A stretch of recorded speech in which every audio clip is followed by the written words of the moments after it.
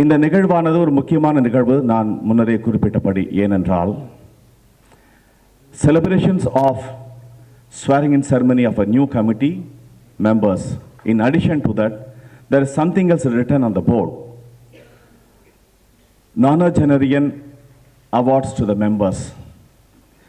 இது இன்னைக்கு முக்கியமாக பேசப்படக்கூடிய, பார்க்கப்படக்கூடிய ஒரு முக்கியமாக நிகழ்வாகவே பார்க்கப்படுகிறது. ஏனென்றால் அடுத்த தலைமுறையை வழிநடத்தி காத்து கொண்டிருக்கும் மாணவ செல்வங்களே, இந்த நானோஜெனரியன் அவார்ட்ஸ் அப்படின்னா என்ன, இதை பற்றி நிறைய விஷயங்கள் தெரிஞ்சுக்க போகிறீங்க. பொதுவாக சின்ன வயசுலேயே முடியாது, இயலாது அப்படின்னு சொல்லக்கூடிய காலகட்டத்தில் இருக்கக்கூடிய மாணவர்கள் 90+ இருக்கிறவங்க எந்த அளவுக்கு சாதிச்சிருக்காங்க அப்படின்னு பார்த்தீங்கன்னா வியந்து நோக்குவீர்கள். 90+ இருக்கவங்களாம் என்னெல்லாம் சாதனை பண்ணியிருக்காங்க, இன்னைக்கு பண்ணிக்கிட்டு இருக்காங்க. ஸோ அவர்களை கௌரவிக்கும், அவர்களை சிறப்பான ஒரு கௌரவத்தை அவங்களுக்கு கொடுப்பதற்காக தான் இந்த நானோஜெனரியன் அவார்ட்ஸ் இன்னைக்கு டிஸ்ட்ரிபியூட் பண்ண போகிறோம். இதை பார்க்கும் பொழுது இங்கே வந்திருக்கும் அத்தனை மாணவ செல்வங்களும், நீங்கள் அத்தனை பேரும் இந்த மாதிரி ஒரு அவார்டு உங்கள் காலத்தில் நீங்கள் வாங்க வேண்டும் என்பதை உங்கள் ஆழ்மனதில் நீங்கள் ஏற்றுக்கொள்ள வேண்டும். அதுதான் நீங்கள் இங்கு வரவழைக்கப்பட்டிருக்கிறீர்கள். குறிப்பாக அடுத்ததாக may now request Dr. V.G. Santosham, President அவர்கள், to provide the welcome address. ஆகிரம் முதல் எழுத்தெல்லாம் ஆதி பகவன் முதற்றே உலகு, அன்னையும் பிதாவும் முன்னறி தெய்வம், ஆலயம் தொழுவது சாலமன் அன்று, யாதும் ஊரே யாவரும் கேளீர். எல்லா நாடுகளிலும் நமது சகோதரர்கள் வாழ்ந்து வருகின்றார்கள். அவர்களையும் நாம் நினைவில் கொள்ள வேண்டும். அங்கும் வயதானவர்கள் இருக்கின்றார்கள். சீனியர் சிட்டிசன் ஃபாரம் என்பது ஆரம்பித்து பல ஆண்டுகள் ஆகின்றன. ஒவ்வொரு ஆண்டும் இது மிருக ஏறிக்கொண்டே இருக்கின்றது. இதில் எங்கள் அன்புக்குரிய ஐயா சீஃப் ஜஸ்டிஸ் கோபாலகிருஷ்ணன் ஐயா வந்திருக்கின்றார்கள். முன்னாள் தமிழக அரசு செயலாளர் ஐயா ஸ்ரீபதி அவர்கள் வந்திருக்கின்றார்கள். எங்கள் அன்புக்குரிய தாயார் நிர்மலா அவர்கள் வந்திருக்கின்றார்கள். சுவாமிஜி பல பேரும் வந்திருக்கின்றார்கள். இதை ஏன் நாங்கள் ஆரம்பித்தோம் என்பதை ஒரு முறை நம்ம சிந்தனை செய்து பார்க்கும் பொழுது, பிறக்கின்ற ஒவ்வொரு மனிதனும் குழந்தையாக இருந்து இளைஞனாகி முதியவர்களாகி பின்பு மறைவது இறைவன் சித்தம். ஆனால் முதிர்காலத்திலே அவன் கடந்து வந்த பாதைகளை நினைத்து இப்பொழுது நாம் எப்படி இருக்கின்றோம், நமது பிள்ளைகள் நம்மளை எப்படி கவனிக்கிறார் என்பதை சற்று நாம் கூர்ந்து கவனித்தால், இந்த வயதிலே நமக்கு என்னென்ன தேவைகள் என்பதை அறிந்து அதற்காக நம்ம வருகின்ற வருமானத்தை சற்று சேர்த்து வைத்தால் மிக அற்புதமாக இருக்கும். அதுதான் இந்த சீனியர் சிட்டிசன் பாடத்திலே நாங்கள் சொல்வது வழக்கம். இன்று இந்த விழாவிலே என் அன்புக்குரிய அருமை மகள் வாசை கணப்பன் அவர்கள், சகோதரி விஜயலட்சுமி ராமசகன் அவர்கள் வந்திருக்கின்றார்கள். இன்று விருதுகள் வழங்குகின்றோம். புதிதாக சேர்க்கக்கூடிய உறுப்பினர்களுக்கு இன்ஸ்டலேஷன் என்று தருகின்றோம். விருதுகள் பெறுவது எப்படி, விருதுகள் ஏன் கொடுக்கின்றார்கள், அந்த விருதின் பயன் என்ன என்பதை சற்று நாம் சிந்தித்து பார்த்தால், விருது வாங்க வேண்டும் என்று உழைக்கவில்லை, உழைத்து உரமேறி இன்னும் நன்றாக நாம் செய்ய வேண்டும் என்று எண்ணத்தை உள்ளத்தில் வைக்க வேண்டும். இந்த அடியவன் இங்கே நிற்கிறவன் ஒரு சாதாரண டீ கடைக்காரன், ஒரு பேப்பர் போடுகிறவன். ஆனாலும் முடியும் என்ற நம்பிக்கையுடன் எங்கள் வாழ்க்கையை தொடங்கி பல விருதுகளை பெற்றிருக்கின்றோம். ஆனால் விருதுகள் பெறுவதற்கு முன்பாக அந்த விருதின் தன்மையை உணர்ந்து மக்கள் மனதில் இடம் பிடிக்க வேண்டும். மக்கள் மனதில் யார் இடம் பிடிக்கின்றார்களோ அவர்களே விருதுகள் தேடி வரும். இன்று இங்கே வந்திருக்கின்ற பள்ளி குழந்தைகள், கல்லூரி மாணவர்களிடம் வந்திருக்கின்றீர்கள். பெரியவர்களெல்லாம் உங்களுக்கு ஒரு பொக்கிஷமாக இருக்கின்றார்கள், அனுபவசாலிகள். அவர்கள் எதையும் தரக்கூடிய வல்லமை படைத்தவர்கள். அதை நீங்கள் கிரகித்து கொள்ள வேண்டும். ஆக இந்த நேரத்திலே விருது பெறுகின்ற அத்தனை பேர்களுக்கும் என் அன்பான நல்வாழ்த்துக்களையும், எங்களது முன்னாள் கவர்னர் மேதகு ராஜேந்திரன் ஐயா வந்திருக்கின்றார்கள். அவர் அன்பு துணைவியார் சுசிலாமையார் வந்திருக்கின்றார்கள். இப்பேற்பட்ட மிக அற்புதமான விழா அந்த விழா. இந்த விழாவில் வந்து கலந்து கொண்டு விருதுகளை பெறும் அன்பர்களுக்கும் புதிய மெம்பராக சேரக்கூடியவர்களுக்கும் என் அன்பான வாழ்த்துக்களையும், நாளைக்கு இயேசுபிரான் உயிர் திறந்த நாள், ஒரு முக்கியமான நாள், வரலாற்றில் இடம் பிடித்த நாள். இறந்து 3ஆவது நாளிலே உயிர் எழுந்து நமக்காக அவர் உயிர் தெழுந்திருக்கின்றார். அந்த நல்ல நாள் நாளை வருகின்றது. உங்கள் எல்லோருக்கும் எனது அன்பான ஈஸ்டர் பெருவிழாவில் வாழ்த்து தெரிவித்து வந்திருக்கின்ற அனைவருக்கும் மீண்டும் அன்பான நல்வாழ்த்தையிலும் ஆண்டவர் இயேசு கிறிஸ்து அனைவருக்கும் மன அமைதியும் சமாதானமும் தர வேண்டும் என்று கேட்டு விடைபெறுகிறேன். வணக்கம், வாழ்க. வரவேற்புரையாற்றிய டாக்டர் விஜி சந்தோஷம் பிரசிடண்ட் அவர்களுக்கு நன்றிகளை தெரிவித்துக் கொண்டு, இன்றைய நாளின் முதல் நிகழ்வில் குறிப்பாக recording of the election results and returning officer Dr. MP Nirmala will be handing over the proceedings to the President and Secretary to move the subject for approval and thank the agent for the acceptances.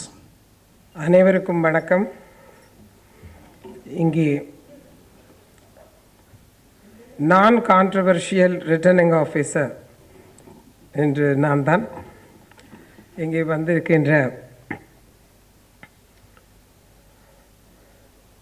Thiru MM Rajendran IAS ஐயா அவர்களுக்கும், லக்ஷ்மிகாந்தன் பாரதி அவர்களுக்கும், திரு ஸ்ரீபதி அவர்களுக்கும், திரு Ambrose அவர்களுக்கும் மற்றும் இங்கே doctor Thanigachalam அவர்களுக்கும் என்னுடைய முதற்கண் வணக்கத்தை தெரிவித்துக்கொண்டு, now I am going to announce the new office bearers. Election of EC members for the period from 1/4/2018 to 31/3/2020. Declaration of results. The election for office bearers and committee members were followed as per schedule. The application for nominations were received and scrutinized as per schedule. the following members were declared as elected without any contest. Number first one, Dr. V.G. Santosham, once again, be the pattern number 1, President.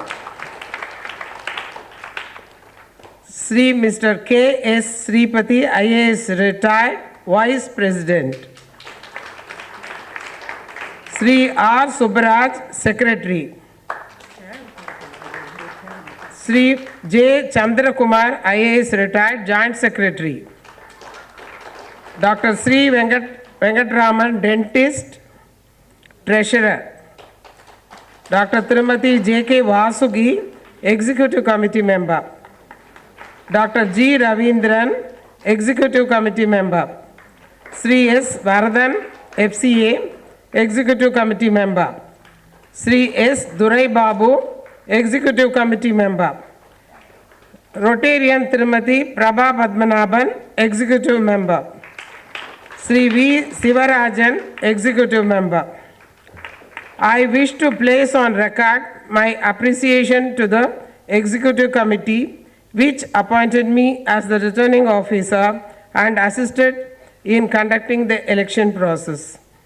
I congratulate all the elected members and pray Almighty to give them strength to achieve the forum's defined goal. Wish you all success. Thank you very much. Everybody will be pronouncing that name, the respective thing. I start with collective. That's the reason I start with, on behalf of our president, I'll just start with this so that everyone will be having their own names and the things can be pronounced. I, Dr. V.G. Santosham, and he'll be taking care of that. The respective names will be given. Chairman of VGP Group, feel a great pride taking over as the president of the Senior Citizen Support Forum, registered Chennai.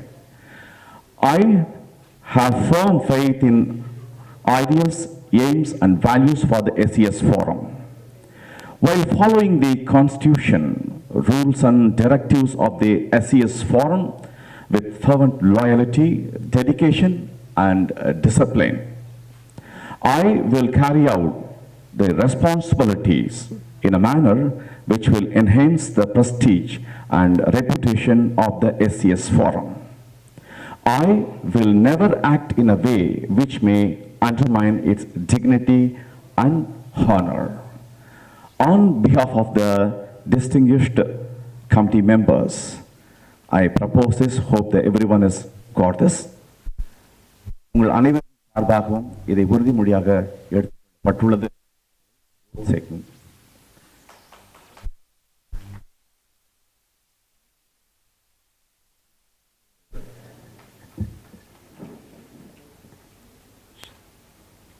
Our committee members has taken an oath that they'll be following the Constitution, rules, and directives of the SCS Forum with fervent loyalty, dedication, and discipline.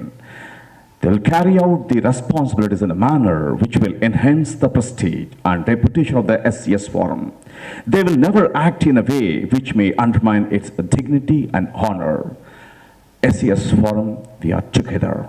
Thank you very much. And we are going to the next agenda of this.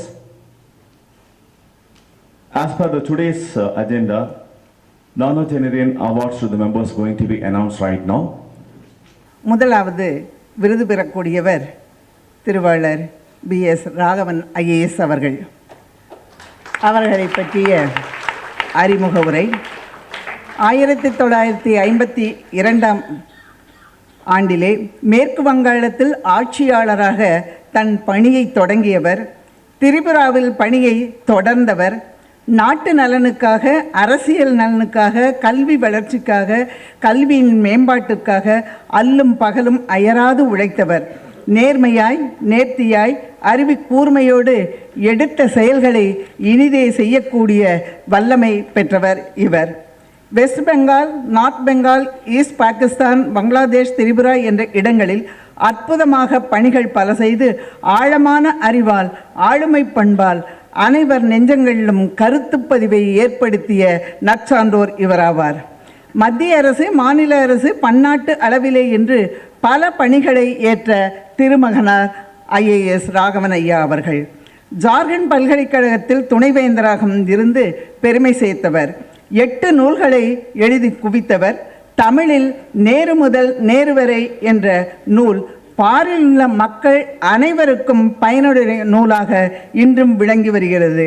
அதற்கு அடுத்தாற்போல collection of Hindi poems பக்டாண்டி என்ற நூலையும், நாவல் என்ற நூலையும், hearts of ஹூமான்ஸ் என்ற நூலையும் எழுதியுள்ள சிறப்பு பெற்றவர்.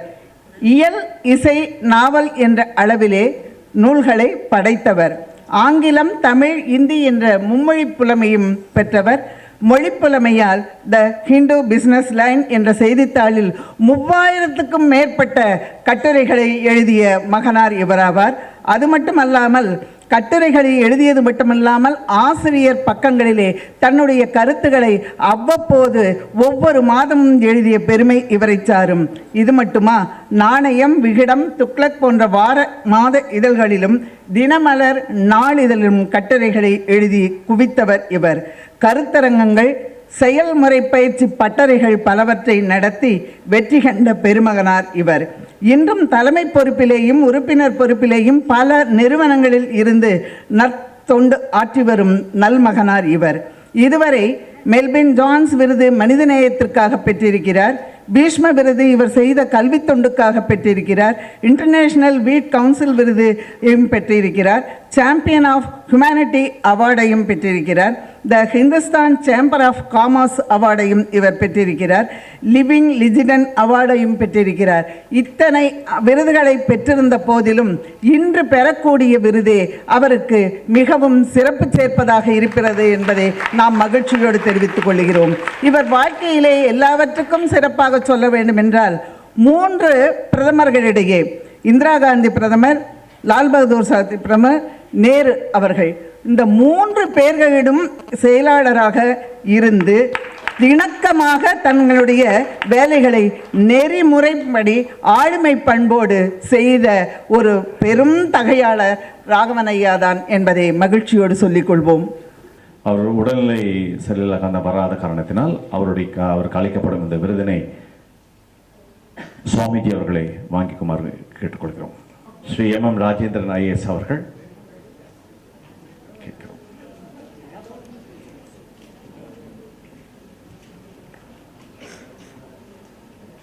ராகவன் ஐயா இந்த இடத்தில் இல்லை என்றாலும் அவர் எண்ணங்கள் முழுவதும் இங்கே இருப்பதற்கு அடையாளமாக அந்த விருதினை பெற்றுக்கொள்கிறார் சான்றோர் பெருமகனார்.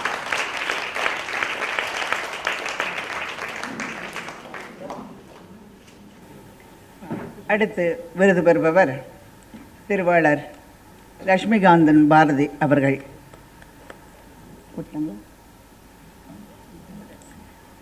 இவரும் சிறந்த ஆட்சியாளராக இருந்து நாட்டுக்கு நற்பணி செய்தவர். இவர் யார் என்று பார்த்தால் தமிழகத்திலேயே அனைவரும் அறிந்த சோமசுந்தர பாரதியார் அவர்களின் மகள் வயிற்று பேரன் என்பதை மகிழ்ச்சியோடு தெரிவித்துக் கொள்கிறோம். நாடு போற்றும் நல்லறிஞர் சோமசுந்தர பாரதியின் மகள் வயிற்று பேரன் இவர். நாட்டுப்பற்றும் மொழிப்பற்றும் கொண்ட சமூக தொண்டர். சிறு வயதிலேயே நாட்டுப்பற்றின் காரணமாக அடிமை இந்தியாவில் சிறை சென்று விடுதலை இந்தியாவில் ஆட்சி நிர்வாக பிடித்த ஒரே சான்றோர் இவர்தான் என்பதை சொல்லி மகிழ்வோம். விடுதலை போரில் அப்பா, அம்மா, சகோதரி, தான் என்ற 4 பேருமாக சேர்ந்து சிறைக்கு சென்ற பெருமை மிக்க ஒரு சான்றோர் இவர் குடும்பமாகும். இவர் பேச்சிலும் எழுத்திலும் கருத்து செயலிலும் சுறுசுறுப்பாக என்றும் தன்னுடைய செயலை ஆற்றிக்கொண்டிருப்பார். இவருடைய 92வது வயதிலே 1926 ஆகஸ்ட் மாதம் பிறந்தார். தென்காசியில் நைனார் அகரம் என்ற ஒரு இடம்தான் இவர் பிறந்த இடம். அப்பா கிருஷ்ணசாமி பாரதி அவர்கள் விடுதலை போராட்ட வீரர், பிரபலமான வக்கீல். அந்த காலத்தில் அம்பேத்கருடன் இணைந்து அரசியல் சாசனத்தை உருவாக்கியவர். சட்டமன்ற பாராளுமன்ற உறுப்பினராகவும் இருந்தவர். இதில் சிறப்பு என்னவென்றால் அம்மாவும் சுதந்திர போராட்ட வீராங்கனையாக இருந்து சட்டமன்ற உறுப்பினராக பெற்றோர் இருவரும் ஒரே சமயத்தில் இருந்த பெருமைக்குரிய தம்பதிகள் ஆவார். அவர்களுடைய வயிற்றிலே பிறந்தவர்கள் அவர்களுடைய பாரம்பரியத்தை தங்கள் வாழ்க்கையிலே மேற்கொண்டு வருகிறார்கள் என்பதுதான் இவர்களுடைய வாழ்க்கை வரலாற்றில் நாமெல்லாம் அறிந்து மகிழக்கூடிய செய்தியாகும். ஐஏஎஸ் பதவியை மதுரை, ராமநாதபுரம், காஞ்சிபுரம், கோவை ஆகிய மாவட்டங்களில் அங்கேயெல்லாம் தங்களுடைய நல்ல பணியை நாட்டுக்காக ஆற்றியவர். 1987 சுகாதாரத்துறை செயலாளராகவும் காந்தி 1925 தொடங்கிய காந்தி ஆசிரமத்தில் தலைவராகவும் 5 ஆண்டுகள் சிறப்பான முறையிலே தம் பணியை தொடர்ந்து செய்து வந்தார். லக்ஷ்மண முதலியாருடன் ஒருமுறை காஞ்சிபுரத்தில் இவர் ஐஏஎஸ்காக இருந்த பொழுது அவருடைய எண்ணத்தை எவ்வாறு பரிமாற்றம் செய்து கொண்டிருந்தார் என்றால், அப்பொழுது நடந்த விழாவிலே அவர் வருகிறார். அவரை வரவேற்க கலெக்டர் அவர்களும் வருகிறார்கள். வந்த பொழுது தன்னுடைய இளம் வயதிலே சிறைக்கு சென்ற காலத்தில் கல்லூரி படிப்பு தடைபடக்கூடாது என்ற ஒரு எண்ணத்தை அவர்களுடைய தந்தையார் அவரிடம் சொல்லுகிறார். அவரும் அன்று துணைவேந்தராக இருந்த லட்சுமணசாமி முதலியாரிடம் அந்த கருத்தை தெரிவிக்கிறார். அப்பொழுது இவருக்கு சுயமாக அவர் எழுதிய கடிதத்தை நினைவு கூறுகிறார். அந்த கடிதத்தில் என்ன எழுதியிருந்தது என்றால், எந்த தடை வந்தாலும் உன்னுடைய நாட்டிற்கும் உன்னுடைய பெற்றோருக்கும் எந்த ஒரு இடையூறும் அல்லது கீழான செய்தியும் வரக்கூடாது, அதை நீ காப்பாற்றுவாயாக என்று 2 வரிகளில் எழுதி கொடுத்தீர்கள் அன்று.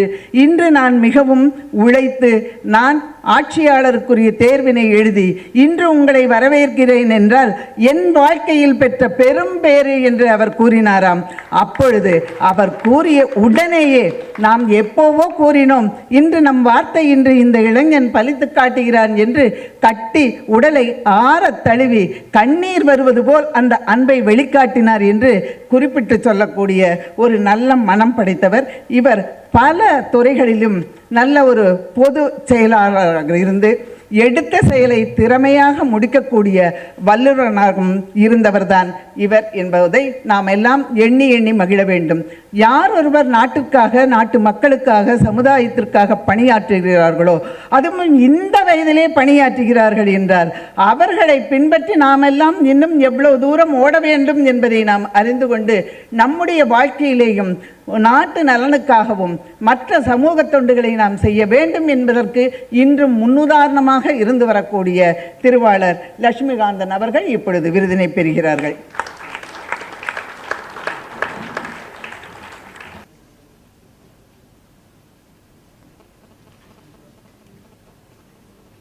இதிலே சிறப்பான ஒரு செய்தி என்னவென்றால், தமிழகத்தின் 3 முதலமைச்சர்களிடையும் அறிஞர் அண்ணா,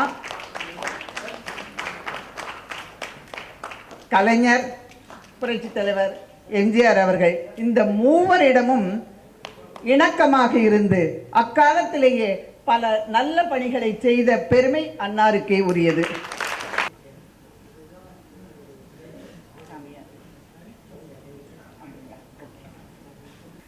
அடுத்து விருது பெறுபவர் முதுமுனைவர் ராமையா அவர்கள். முதுமுனைவர் ராமையா அவர்கள் முனைவர், எம்பில், MBA தடய அறிவியல், மனிதவளம் போன்ற பல படிப்புகளை இவர் எந்த காலத்தில் சுறுசுறுப்பாக பெற வேண்டுமோ அந்த காலத்தில் பெற்ற பெருமைக்குரியவர். இந்திய அரசு வங்கியில் துணை பொது மேலாளராக இருந்து பணியாற்றி ஓய்வு பெற்ற பின் முதுமுனைவர் பட்டம் பெற்றவர். கவிமணி டாக்டர் லயன் துரைசாமி சிவகாமி ராமையா அவர்களை தொடர்ந்து இவர் லயன்ஸ் கிளப்பில் சேர்மனாக 6 முறை தொண்டாற்றிய பெருமை இவரையே சாரும். அடுத்து இவர் வெளியிட்டுள்ள 3 சிறந்த புத்தகங்களுக்கு முன்னாள் குடியரசுத் தலைவர் அப்துல் கலாம் அவர்கள் இவரை பாராட்டி ஒரு வாழ்த்துரையை அனுப்பியிருக்கிறார். அது மட்டுமல்லாமல் தமிழக ஆளுநர் பர்னாலா, மயில்சாமி, அண்ணாதுரை அவர்களெல்லாம் இவர்களுடைய அந்த 3 நூல்களின் பெருமையை எடுத்து சொல்லி மகிழ்ந்தவர்களாவார். இவர் தன்னுடைய அறக்கட்டளை வாயிலாக நிறைய மாணவர்களுக்கு உற்சாகத்தை ஊட்டும் வகையிலே இசையிலே அவர் ஆர்வம் கொண்டு இருப்பதன் காரணமாகவும் கவிப்பேரரசு கண்ணதாசனிடம், அடுத்தது நாம் பார்க்க போனால் வாலி கவிஞருடைய கவிதைகளிலும் ஈடுபாடு கொண்டிருந்ததன் காரணமாக இன்றும் இசைக்கல்லூரியில் குரலிசை மற்றும் வீணை படிக்கும் மாணவர்களுக்கு உற்சாகம் ஊட்டும் வகையிலே பல பரிசுகளை இவர் அள்ளித்தந்து கொண்டிருக்கிறார். இன்றும் ராமகிருஷ்ணா குருகுலம், பொது பூங்கா, அரசு பள்ளிகளுக்கும் சாரதா ஆசிரமம் போன்ற பல நிறுவனங்களுக்கும் எண்ணற்ற உதவிகளை செய்து கொண்டு வருகிறார். இவர்கள் வெளிநாடுகளிலும் உண்மையாக உச்ச நீதிமன்றம், உயர் நீதிமன்றம் என்று எடுத்துக்கொண்டால் அந்த இடங்களிலேயும் எத்தனையோ விருதுகளை பெற்றிருக்கிறார் மகனார் அவர்கள். அந்த அளவிலே இன்று பெறக்கூடிய ஒரு விருது என்பது அவர் வாழ்க்கையிலே கிடைத்திருக்கிற வரலாற்று நிகழ்ச்சியாகும். இதிலே சிறப்பு என்னவென்றால், ஒவ்வொரு சனிக்கிழமை மாநிலையும் ஊனமுற்ற பலருக்கு தேவையான அறிவுரைகளை, நெறிமுறைகளை இன்றும் சொல்லி வருகிறார். அவர்களுக்கு தேவையான கருவிகளையும் வாங்கி கொடுக்கிறார் என்பதுதான் சிறப்பு. இது மட்டுமா, மாதந்தோறும் 20 அனாதை பிணங்களை 5 அரசு மருத்துவமனைகளில் அனாதை பிணங்களாக இருக்கக்கூடிய அந்த உடலங்களை எடுத்து அவர்கள் எந்த மதம், என்ன சடங்குகளை செய்வார்கள், எந்த முறைப்படி அடக்கம் செய்வார்கள் என்பதெல்லாம் தாமே அறிந்து அதற்கான செலவையும் தானே செய்து அந்த முறை வடிவிலே அந்த நிகழ்ச்சியை சீராக நடத்தி கொடுக்கக்கூடிய செம்மல்தான் இவர். அது மட்டுமல்ல, பள்ளிகளில் இருக்கக்கூடிய, குப்பங்களில் இருக்கக்கூடிய குடிசை வாழ் மக்களுக்கு தேவையான அத்தனை உதவிகளையும் செய்து வரக்கூடிய நல்ல மனம் கொண்டவர்தான் ஐயா அவர்கள். இப்பொழுது அவர்கள் விருதினை, இன்று கொடுக்கக்கூடிய விருது என்பது மிக பெரிய விருது, அந்த விருதினை பெறுவார்கள் என்பதை மகிழ்ச்சியோடு கூறிக்கொள்கிறோம்.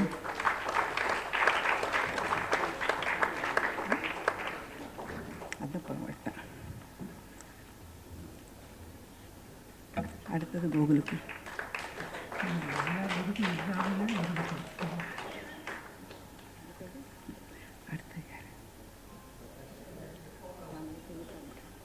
எங்கே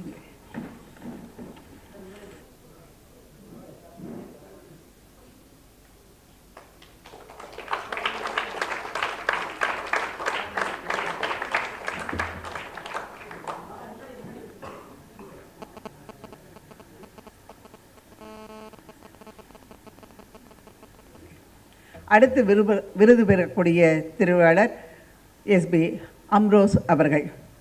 இவர் 1928ஆம் ஆண்டு ஏப்ரல் 11ஆம் நாள் கடலூரில் பிறந்து வளர்ந்தவர்.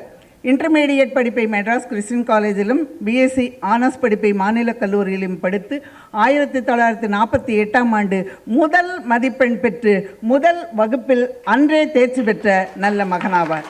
இவர் பெட்ரோல் இண்டஸ்ட்ரியில் சேர்ந்து பணி செய்ய வேண்டும் என்ற விருப்பத்தோடு தான் தன்னுடைய வாழ்க்கையை தொடங்கினார்.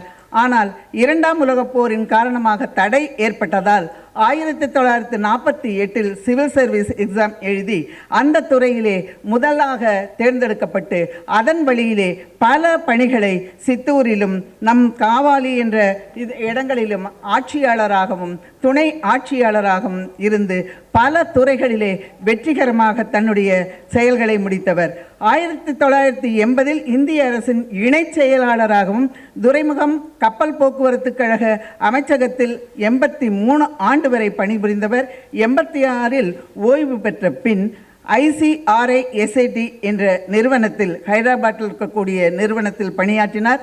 இவருடைய பணியை பாராட்டி மேலும் ஓய்வு பெற்ற பின்பும் அங்கேயே பணியாற்ற வேண்டும் என்று 1999 அக்டோபர் வரை அந்த இடத்திலேயே தன்னுடைய பணியை மேற்கொண்டு வந்தார்.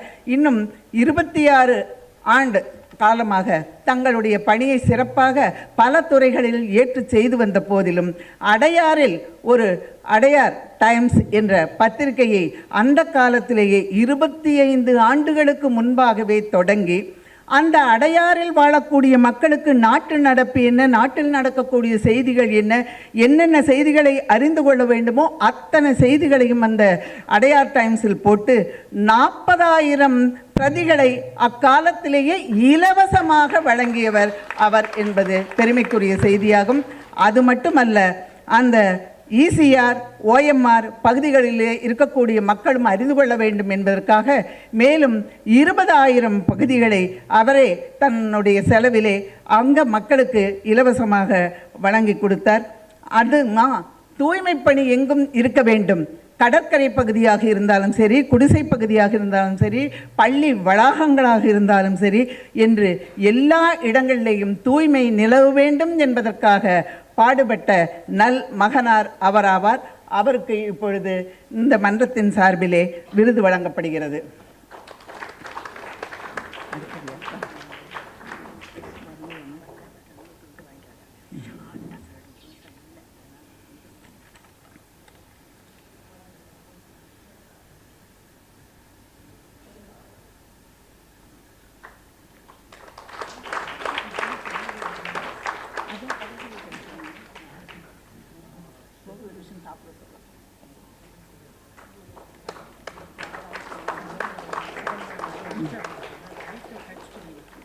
ஓகே.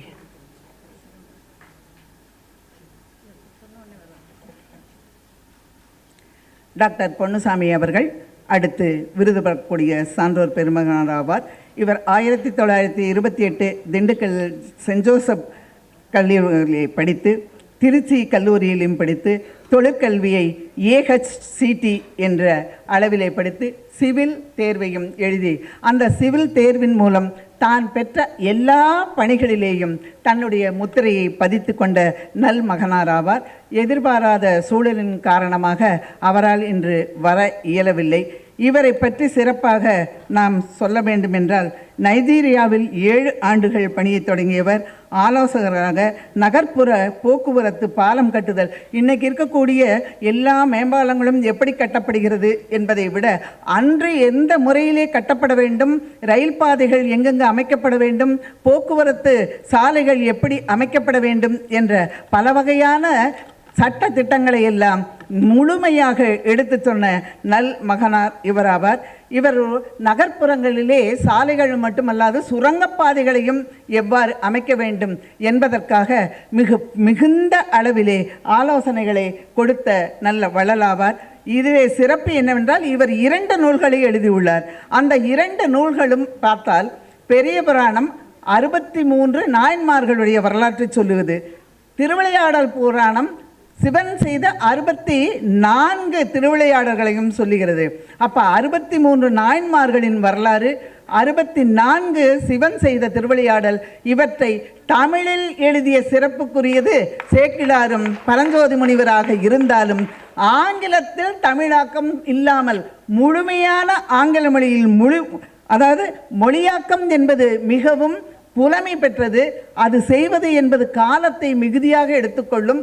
அந்த அளவிலே தமிழில் உள்ள கருத்துக்களை ஆங்கில மொழியில் மொழிபெயர்த்த பெருமைக்குரியவர் இம்மகனார் என்பது குறிப்பிடத்தக்கது. அவர் சார்பிலே சான்றோர் அவர்கள் இப்பொழுது, திருவாளர் சிதம்பரம் அவர்கள் இப்பொழுது அந்த விருதினை பெற்றுக்கொள்வார்கள்.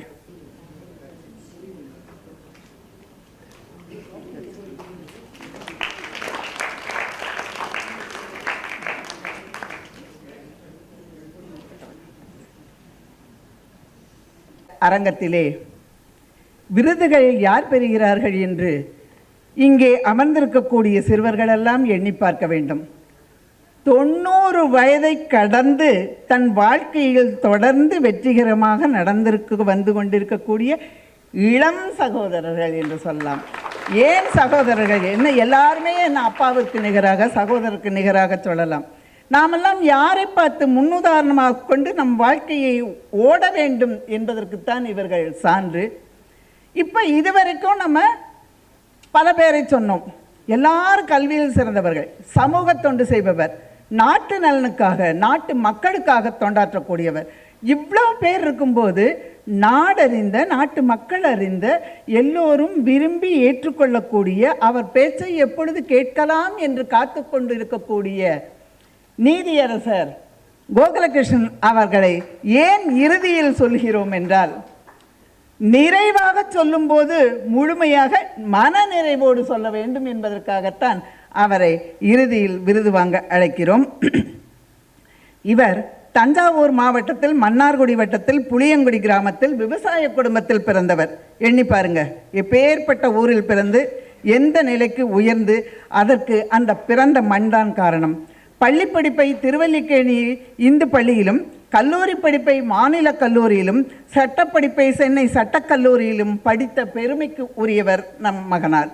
கோடி வாழ்ந்தால் கோடி நன்மை, கூட்டுறவே நாட்டுறவு, வீட்டுயர்வு என்றபடி சென்னையில் கூட்டு குடும்பமாக வாழ்ந்த சிறப்பிற்கு உரியவர். திருவாளர் டி வெங்கடாத்திரி, திருவாளர் CA வைத்தியலிங்கம், திருவாளர் K ராமச்சந்திர ராவ் என்ற நீதியரசர் மூவரிடமும் பயிற்சி பெற்று தம் முயற்சியால் அயற்சியின்றி உழைத்து வழக்கறிஞராக, பப்ளிக் ப்ராசிக்யூட்டராக, நீதியரசராக, அட்வொகேட் ஜெனரலாக, தலைமை நீதியரசராக, ஆளுநராக, ஆலோசகராக என்று பல பதவிகளில் இருந்து இப்பாருக்கு உழைத்த நல் மகனார்தான் இவர் என்பதை மகிழ்வோடு தெரிவித்துக் கொள்வோம். 1985 முதல் 1990 வரை குஜராத் மாநிலத்தில் தலைமை நீதியரசராக இருந்து பணி செய்து சிறப்பு பெற்றவர். இவர் ஓய்வு பெற்ற பொழுதும் ஓய்வில்லாமல் இவருடைய தனித்திறமையை பாராட்டி குஜராத் மாநில அமைச்சரவையும் அகமதாபாத் மாநகராட்சியும் பார் கவுன்சிலும் மூன்றும் ஒன்றாக இணைந்து இவருக்கு சிறப்பு விருந்தினை கொடுத்தார்கள் என்றால் அது வரலாற்றிலே பொதிக்கப்பட வேண்டிய ஒரு செய்தியாகும். ஏனென்றால் 3 அமைப்புகளும் ஒரே நிகராக இணைந்து இதுவரைக்கும் இதற்கு முன்பும் யாருக்கும் செய்ததாக நாம் வரலாற்றில் கேள்விப்படவில்லை. அந்த அளவிலே அவருடைய திறமை இதற்கு ஒரு சான்று என்பதற்கு அந்த விருந்து நமக்கெல்லாம் ஒரு சான்றாக அமைகிறது. அடுத்தது, அனைவரும் அறிந்த முன்னாள் தமிழக முதல்வர் புரட்சித் தலைவர் எம்ஜிஆர் அவர்கள் எம்.ஆர். ராதா இவர்களுடைய வழக்கை எடுத்து தன்னுடைய சொல்வன்மையால், சொல் வாதத்தால், சொல் திறத்தால், ஆழமான அறிவால் வாதாடி வெற்றி கண்ட பெருமைக்குரியவர்தான் இவர். சென்னை பல்கலைக்கழகத்தில் 125ஆம் ஆண்டு, அதாவது 100ஆண்டு வெள்ளி விழா கொண்டாட்டத்தின் போது அந்த தலைமை பொறுப்பிலே வீற்றிருந்து சிறப்புற நடத்தி வைத்த பெருமைக்குரியவர் இவர்தான். அந்த நல்ல நேரத்திலே சைவம், வைணவம், கிறித்துவம், ஜெயினிசம், அண்ணாயிசம் மற்றும் காந்திய சிந்தனைகள் என்கின்ற இவற்றில் முதுகலை படிப்பை முழுநேர படிப்பாக கொண்டு வந்து இளநிலை படித்தவர்கள் மூத்தோர்களாக இருந்தாலும் வந்து படிக்கலாம் என்ற ஒரு முதல் வாய்ப்பை கொண்டு வந்த பெருமைக்குரியவர்தான் இவர். இந்த அளவிலே ஏன் இந்த கருத்தை உங்களுக்கெல்லாம் நினைவுபடுத்துகிறேன் என்றால், இன்றும் சென்னை பல்கலைக்கழகத்தில் இந்த 6 துறைகளும், ஆனால் இளங்கலை யார் யார் முடித்திருக்கிறார்களோ, எந்த பாடத்திட்டத்தில் முடித்திருந்தாலும் அவர்கள் அந்த முதுநிலை கற்றுக்கொள்வதற்கு தகுதியுடையவர்கள் என்ற அறிவிப்பை அவர்கள் அறிவித்தார்கள் அவர்களுடைய காலத்திலே. இதில் எங்களுக்கு பயன் என்னன்னா, நானும் முனிவர் வாசி கண்ணப்பன் அவர்களும் 60 வயது கடந்து அங்கே இவர் அன்று அமைத்து கொடுத்த சைவ சித்தாந்தத்தை 2 ஆண்டுகள் முழு நேரமாக சென்று படித்து பட்டம் பெற்றோம் என்ற ஒரு மகிழ்ச்சியை சொல்லி அதற்கு அடித்தளம் அமைத்தவர் இந்த பெருமகனார்தான் என்பதையும் மகிழ்வோடு சொல்லிக் கொள்கிறோம். அது மட்டுமல்ல, இவருக்கு பாரதியார், பாரதிதாசன் பல்கலைக்கழகங்களில், ஏன் எல்லா சட்ட பல்கலைக்கழகங்களில் 5 ஆண்டுகள் படிக்கக்கூடிய ஒரு முறையை இவர்தான் முதலாக தொடங்கி வைத்தார். தற்பொழுதும் மனவள மன்றத்தின் புரவலராக, தமிழிசை சங்கத்தின் தலைவராக, அடையாறு புற்றுநோய் மருத்துவமனைகளின் நிர்வாக அவையின் உறுப்பினராக, இயலிசை நாடக மன்றத்தின் தலைவராக என்று பல பொறுப்புகளை இந்த வயதிலேயும் பொறுமையோடு திறம்பட ஏற்று நடத்தி கொண்டு வருகின்ற மிகச் சிறந்த பண்பாளர் அவர்.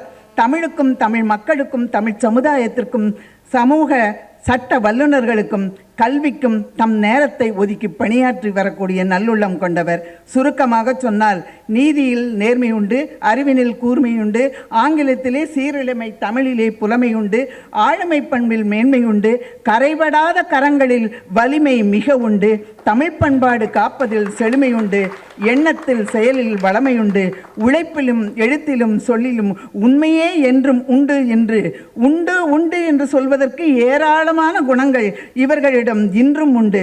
தாராளமாக சொல்வதற்கு எனக்கு நேரம் இங்கே தடையாக உண்டு என்பது உண்மை. இத்தகைய நல்மகனார் விருதுகள் பல பெற்றிருந்தாலும் இன்று மூத்தோர் சங்கத்தின் மூலம் பெறக்கூடிய விருது வரலாற்றில் ஒரு மெய்கீர்த்தி என்பதை சொல்லி மகிழ்ந்து அந்த விருதினை பெற்றுக்கொள்ளுமாறு அன்போடு அழைக்கிறோம்.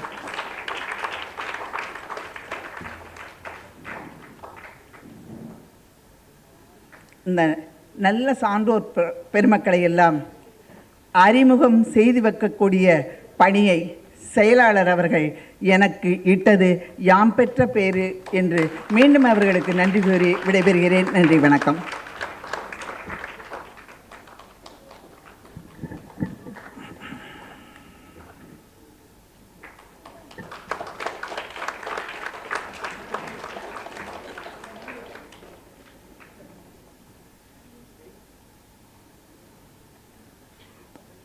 விருது வாங்குபவர்களை வசீகரிக்கும் சொல்லாற்றலால் அவர்களை பற்றிய சிறு குறிப்புகளை தனக்கே உரிய பாணியில் நயம்பட அனைவருக்கும் எடுத்துரைத்த இடித்துரைத்த மாணவர்களுக்கும் குறிப்பாக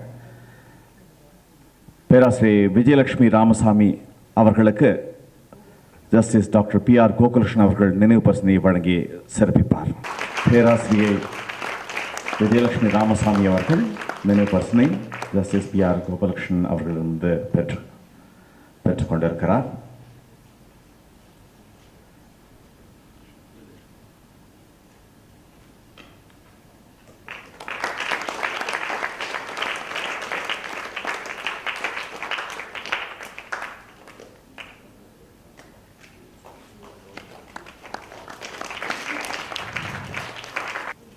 இந்த அரிய நிகழ்வில் குறிப்பாக இந்த நானோஜெனரியன் அவார்டை அனைவருக்கும் என் முகத்துடன் இத்தனை நேரம் நம்மிடையே இருந்து அழைத்துக் கொண்டிருந்தோம்.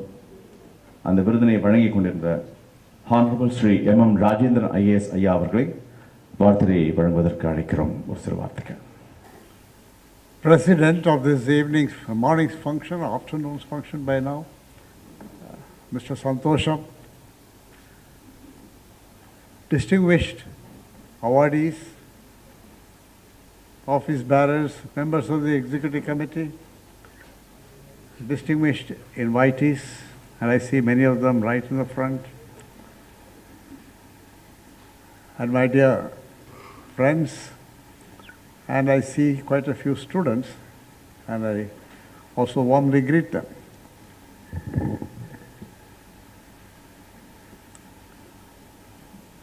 மிக அழகாக தமிழில் பேசினார்கள்.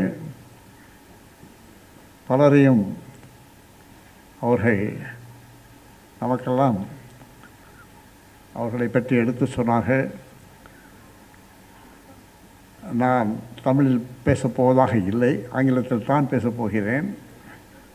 I think I'll do better justice to whatever I want to say if I say it in English rather than in Tamil.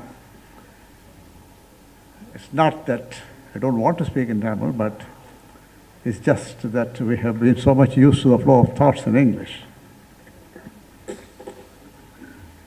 First, I would like to congratulate the Senior Citizen Support Forum and its office bearers for having taken this initiative to award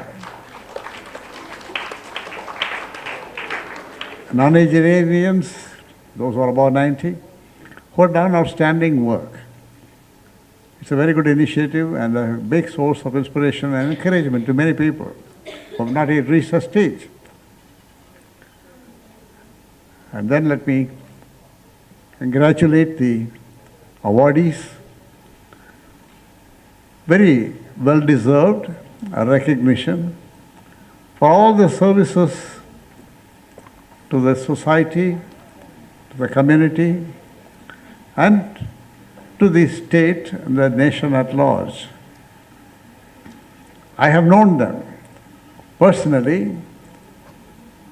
except perhaps the couple of people who are absent today, but I know Raghavan quite well. And others, of course, have been my colleagues in the service. And I have the highest regard for them, and that you have chosen to pick up these people who have done very well recognized service to the chosen sphere in which they worked. And it's not just, it's a recognition for their service and an encouragement for them, which perhaps they don't really need. More than anything else, they are all role models for us younger people to us. They look to them as role models in how they have been able to achieve what they did and what they could do to emulate them. So that's a big role that they have played, and all of us look up to them to see there are many more such people coming up, those who are in the 80s and 70s, they all look up to them. I wish them continued long life with good health and all happiness to be a further source of inspiration to all of us. Friends, on this occasion, one must say a few words about aging, which has become a phenomenon which now is being increasingly recognized as something which all of us have to go through at some time or other and prepare ourselves well. In a lighter vein, I can say a couple of examples of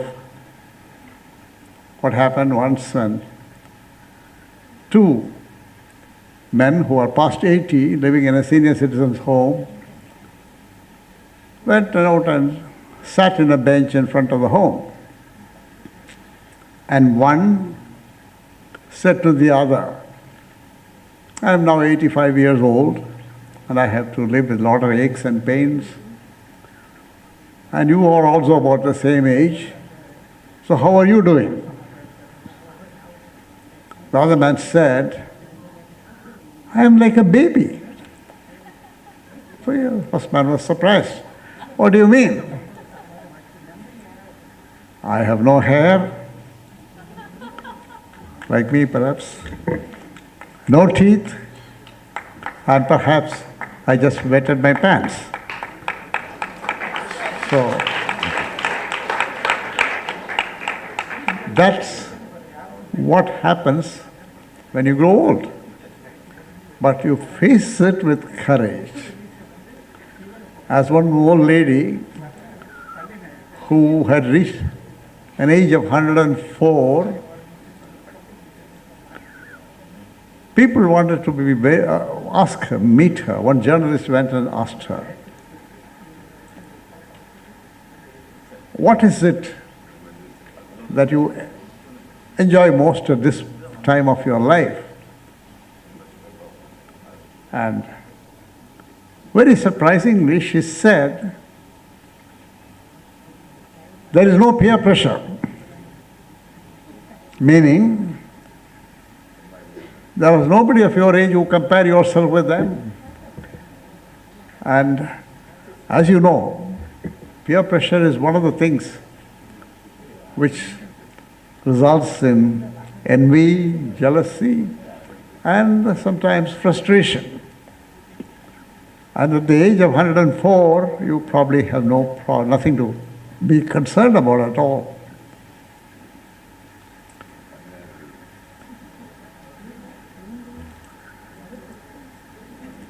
Well, on a more serious note, we now are facing several problems in this country, which is undergoing turbulence, with problems with youth unemployment. But old people also have their own problems. And as euphemistically now they are all being called as senior citizens. The senior citizens have fulfilled a role. And that has not ended. It goes on and on. If I may say so, they can be classified into two categories. The young old people, those who just retired, maybe 60, 65 or even 70. Then the old people who are above 80 and touching 90 or centenary. Now, the problems are different that is faced by these two categories of people. The young old have many more opportunities in life which they can very well make use of. They are still hale and healthy, many of them, because our longevity is increasing. In the early 1900s, it was 30, and today the longevity is around 70. So people who are old are also in better health. But the society does not seem to recognize this and provide opportunities for them being properly utilized. There is a foundation in Mumbai which I happened to see when I was governor, and called Dignity Foundation. They have opened a branch in Chennai too.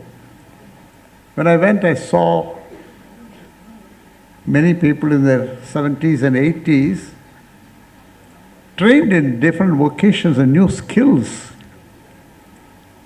I saw one of them, he came to me very proudly, told me, "Sir, I learned computer here, and now I have a computer training center where I am educating about 20, 30 young people."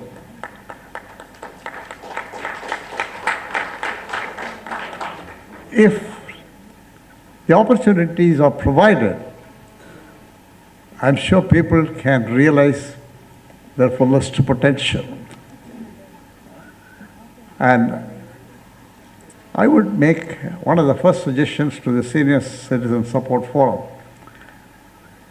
that for this group of people, the younger old people, you have to help them to find new opportunities for being useful to the community. Another suggestion that one can make is to establish part-time employment bureaus.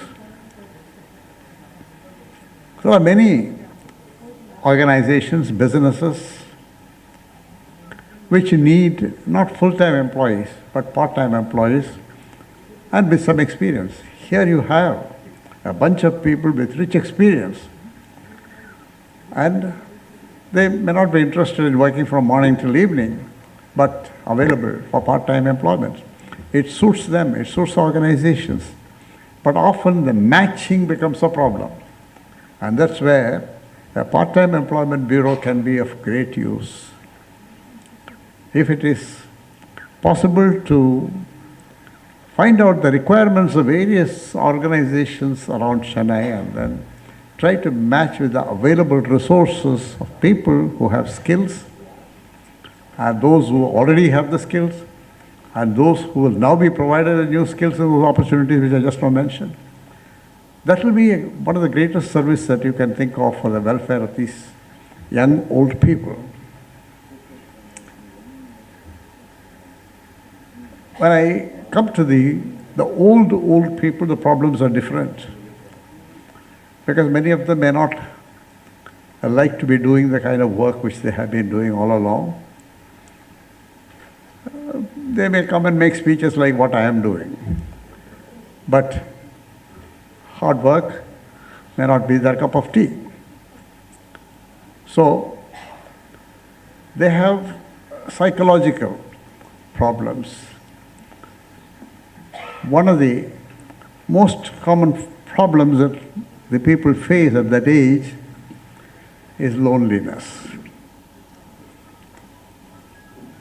Being alone is not loneliness. It's different. There are two different things. You may be alone, but if you know how to enjoy being alone, you are your own companion. And you learn to continue to do the pursuits in which you are interested. Now this becomes necessary because as you grow older, particularly in that category I was telling you, many of their friends start disappearing. In fact, one of the first things I do in the morning is to look at the obituary column to see which of my friends has gone. So this becomes a major issue, loneliness. But convert that loneliness into something that you can enjoy. One of the best ways of utilizing your time beneficially to sharpen your intellect and your memory is to read. Can't think of a better way of spending time at that age particularly than to read. Read, read. Read whatever you are interested in. It may be a periodical, it may be a newspaper, or it may be books on subjects in which you have the interest or which you want to develop the interest. And that will take your loneliness away. Of course, one can cultivate new friends. That's an art for somebody who is above 80 to cultivate young friends, because the young friends normally look for people of their own age, just as all of us have been doing when we were young. But there are some people who look up to you for advice, as a role model, and to be generally associated with someone who is old for whom they can be of some help. And that is one way of getting over this problem of loneliness, and I'm sure some of you have had experience of that. And of course, your own family, children and grandchildren. Children are busy people, but grandchildren are available. And again, you have the advantage of spending time with your grandchildren without the responsibility of taking care of them in other ways. But today, there is another phenomenon which we have to face, particularly the kind of social group to which we belong. Many of us are living here and the children are living abroad. So, apart from the fact that if you have a problem, there is nobody to depend upon, all your children are out. It also contributes to the feeling of loneliness. However much one may talk on telephone, and these days you can do Skyping, you can do WhatsApp, video calling, all that you can do. But still, the fact that physical distances do matter. So, we have to necessarily compensate for that only with the circles you have developed here. But believe me, if you make the decision to go and live with your parents, with your children abroad, whether in US or UK or any of the European countries, I'm not sure that you'll be very happy, because they all have their own problems and they have their own full life to lead. At the age of 51, 52, I was already living in New York for 6 years, and all my children came and got settled down in US, and they had the best of opportunities there. And we had to take a decision. The government of India was calling me back. I said, you have completed more than the stipulated 5 years. Of course, they were sleeping, they didn't realize that I had already exceeded 5 years. So this put me on notice saying that you have to come back. The Indian ambassador to the UN, who happened to be a good friend of mine, tried to delay it as much as possible, because financially we were very well off and children are there. He tried to help me, but the cabinet decided no, you have to come back, because a very senior officer, we can't afford to keep him out unless he decides to resign from the service, which I was not prepared. So my wife and I discussed, very difficult decision to take. The children wanted to stay back because they are all already well settled. Finally we decided that it's more important for us to come and serve the country. For an honest officer, financially it is somewhat difficult to work in the country here in India. But God has given an opportunity for us to be in the UN. Any period over 5 years gives so much of financial security to us. It was not very important that I should continue to enjoy those financial benefits. The duty to the country became more important at that point of time. And believe me, there has been not even one moment of regret about the decision that I either myself or my wife took. Both of us are quite happy, and the country has done the best it could for me. And every position that I got, whether it be chief secretary, and that too 1 year of president's rule, where literally we were ruling the state between me and Alexander, the governor, for the 5 years. These are all God-given opportunities to be of service to people. That's how I try to look at it. Not that I always succeeded, but at least that's what I aimed. So what I'm trying to say is that going and living abroad may not be a very helpful choice. We do visit them. It used to be once a year. It is now becoming once in 2 years. I don't know how it will be in future. They come and see us. That I think probably will be the situation with many people. Well, don't want to be talking too long on an occasion like this, but I do want to talk about some of the problems that senior citizens have in health. I see Dr. Chokalingam here, and I'm sure more people are going to talk to you about it. And health is an important issue. But from my own experience, there is nothing like leading a good lifestyle and a good diet that will help you. Good diet with a lot of fiber and less of carbohydrates, particularly what they call the simple carbohydrates, and regular exercise. You may not be able to jog at this age, but you can walk. And walk at the pace you can walk. I was asking a very senior a doctor who specializes in these problems of geriatrics. I said, how long do I continue to walk? He says, walk till you die. Till you are able to walk, continue to walk. There's nothing better than that. So, I have seen Justice Gokulakrishnan coming for walks, and very regularly at that, but now perhaps he finds it difficult. He walks in his own compound, but he still knows the value of walking. So, that is as far as the physique is concerned. Mentally, you have also problems, psychological. You have problems of memory loss. All these we have to face. It may not necessarily be a dementia, but you do suffer memory losses of different types. I saw, in fact, an article in the Times of India yesterday, which was brought to my notice by my wife, which I missed it because the heading they gave for it was multitasking. But instead it was an article on mindfulness and how to train the mind. You train your mind to focus on something.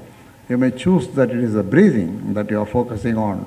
But the more important thing is, don't allow your mind to wander, wandering thoughts. Try to prevent that and come back to what you have been focusing.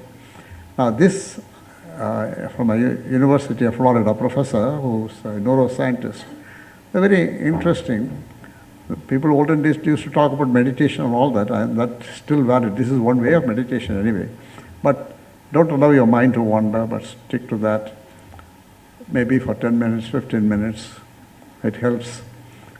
And that part of the brain, which is responsible containing all the neurons and all that, will be better trained to do that. Well, the other health things among issues which I'm sure doctors will be talking to you this afternoon. I don't want to go too much into it. But I do want to talk about finances, particularly the financial markets are in turbulence right now. Many of you would have carefully handled your finances and your savings might be there, but during this age, what you have to make sure is that those are properly managed, and there are people who can advise you on that. I'm not going to into it, but they have to be carefully handled and make sure that they are under your control all the time, never to give it up. But if you are gradually going to be losing memory, make alternate arrangements for making all the finance accounts all anyone or survivor accounts. I know people who have so much of botheration running from one place to another, this heirs not able to get anything because they had not properly put them as joint any one of survivor accounts. Well, to the young people who are here, of course, you don't have to be worried about old age, all those children who are sitting there, but sometime that will come. But for you, the most relevant thing is that you have to be very considerate to the old people in your family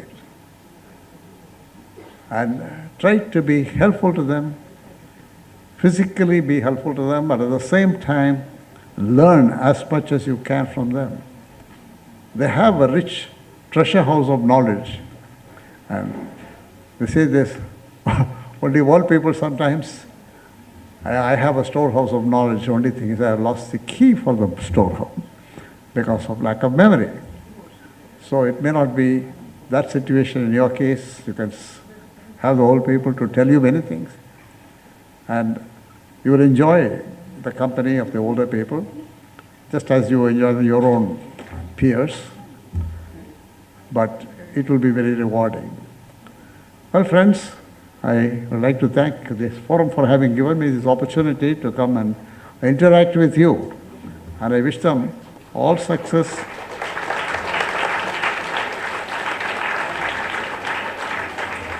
அருமை, பெருமை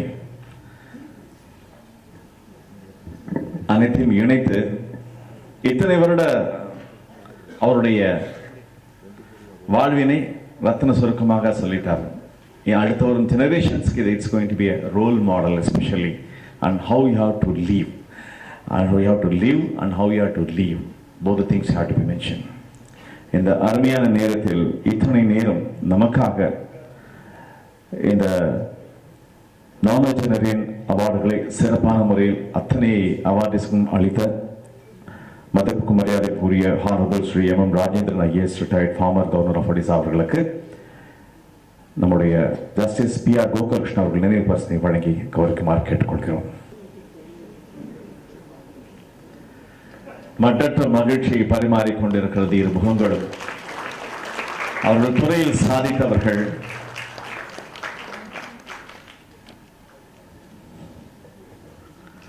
Thank you very much, sir. Thank you very much for delivering a fantastic speech.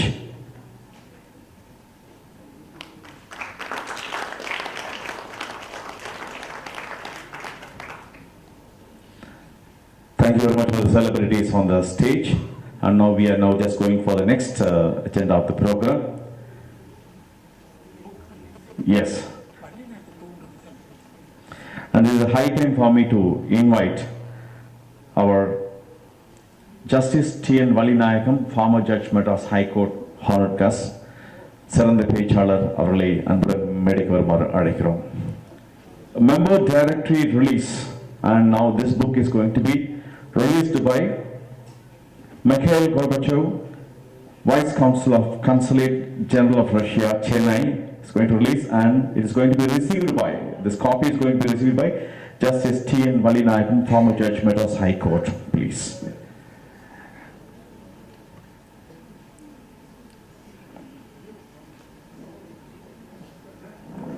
And this book is now being released by Mikhail Gorbachev,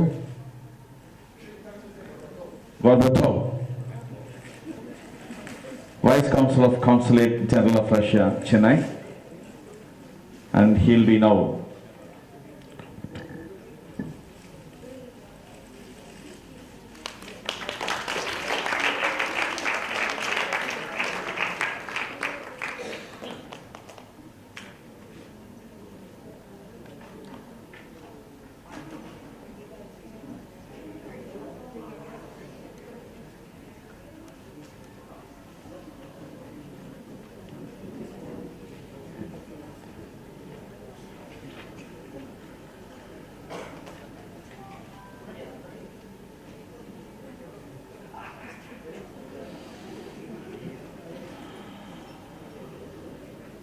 T.N. Valinayakam ஐயா அவர்களுக்கு அந்த பூங்கொத்தினை அளித்து நம்முடைய நினைவு பரிசினை வழங்குமாறு கௌரவிக்குமாறு கேட்டுக்கொள்கிறோம். சுப்ராஜ் அவர்கள்.